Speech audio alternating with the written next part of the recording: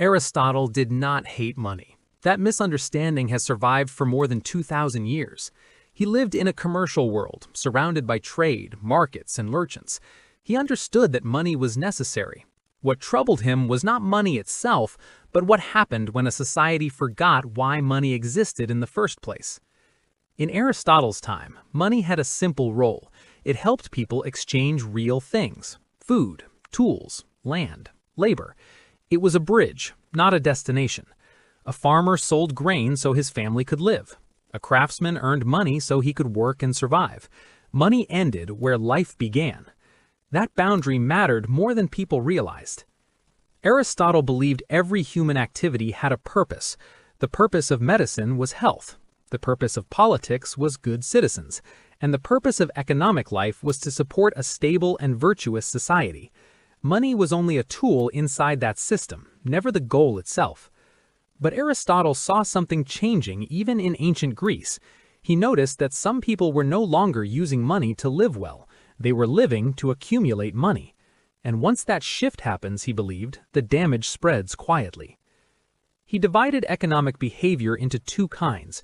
The first was natural. It involved producing and exchanging real goods to meet real needs. This kind of activity had limits. A household only needs so much food. A city only needs so many shoes. When needs are met, the activity stops. The second kind disturbed him deeply. He called it crematistics.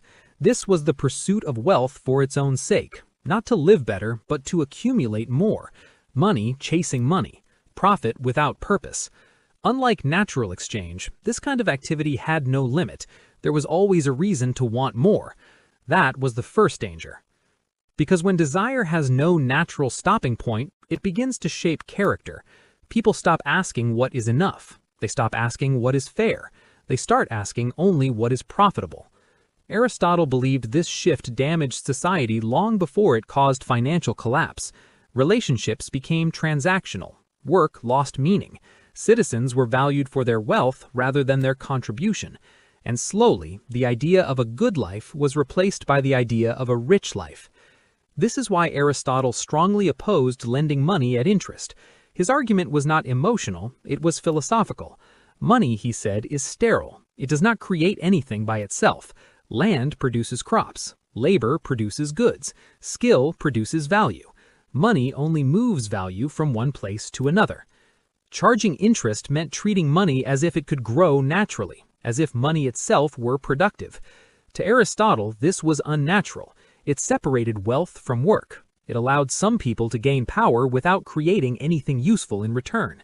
And once that separation becomes normal, inequality accelerates. Aristotle understood something that still makes people uncomfortable today.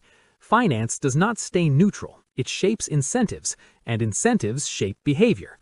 When society rewards financial gain above all else, people reorganize their lives around it. Careers shift toward profit instead of purpose. Politics bends toward donors instead of citizens. And laws evolve to protect capital before community.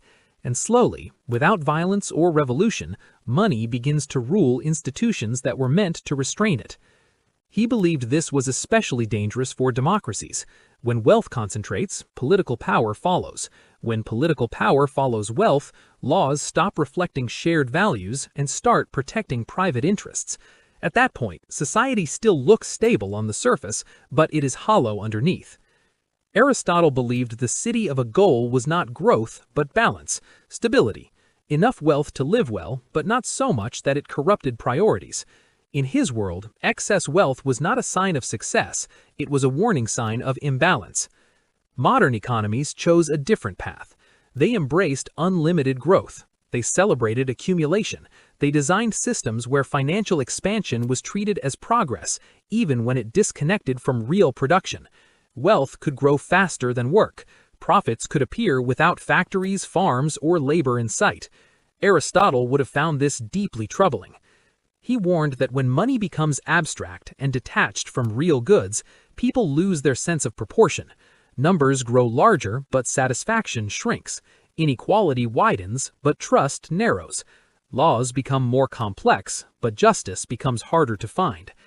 He did not predict stock markets, derivatives, or central banks. He didn't need to. He understood human nature. Desire expands faster than fulfillment. Systems that reward endless accumulation create endless insecurity. This is why Aristotle insisted on limits. Limits were not restrictions to him, they were protections. They protected citizens from excess. They protected politics from corruption. They protected society from being reshaped by forces it no longer controlled. Modern finance removed many of those limits. Credit expanded. Interest normalized. Speculation became respectable. Money began moving faster than the real economy that supported it, and each step was justified as necessary, efficient, or inevitable. That pattern would have been familiar to Aristotle. He believed societies rarely collapse because of a single mistake. They decay because small imbalances are ignored for too long. By the time people notice, the system no longer serves human life. Human life serves the system. Money, in that moment, stops being a tool. It becomes a master. Aristotle's warning was never about banning trade or rejecting markets. It was about remembering purpose. Money should serve life. Finance should support society. When that order reverses, stability becomes fragile, even if wealth appears abundant. 2,000 years later, his concern still echoes, not because ancient philosophy is perfect, but because the problem never disappeared. It evolved, it scaled, it became more complex and more powerful. And history suggests that when finance grows without boundaries, the cost is never paid by numbers alone. It is paid by trust, by stability, by the quiet erosion of what society values most. That is why Aristotle's warning about money still matters, not as a rule book, but as a mirror.